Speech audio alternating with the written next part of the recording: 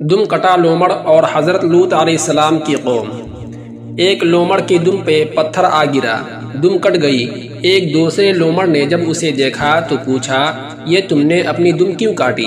دم کٹا لومڑ بولا، اس سے بڑی خوشی و فرحت محسوس ہوتی ہے، ایسے لگتا ہے کہ جیسے ہواؤں میں اڑ رہا ہوں۔ واہ کیا تفریح ہے!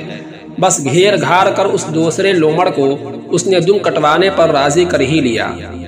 اس نے جب یہ دم کٹائی کی مہم سر کر لی تو بجائے سکون کے شدید قسم کا درد محسوس ہونے لگا۔ پوچھا، میاں جھوٹ کیوں بولا مجھ سے؟ پہلا کہنے لگا، جو ہوا سو ہوا۔ اب یہ درد کی داستان دوسرے لومڑوں کو سنائی تو انہوں نے دمیں نہیں کٹوانی اور ہم دو دم کٹوں کا مذاق بنتا رہے گا۔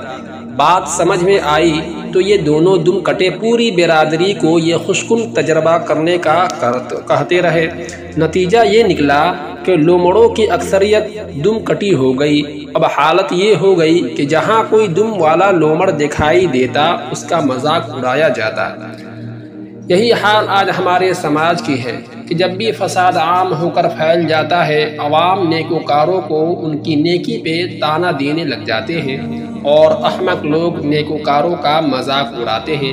بگڑا ہوا معاشرہ جب نیکوکاروں میں کوئی قابل اعتراض بات نہیں تلاش کر پاتا تو ان کی بہترین خوبی پہ ہی ان کو عار دلانے لگ جاتا ہے۔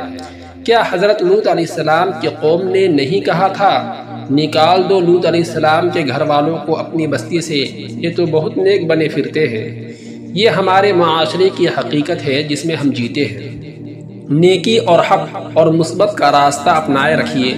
اگر آپ کا ضمیر سچائی کی گواہی دے رہا ہے تو اس راستے میں لوگوں کے طعنے، طنز اور تنقید دم کٹے لومڑوں کے حیلوں سے زیادہ حیثیت نہیں رکھتے۔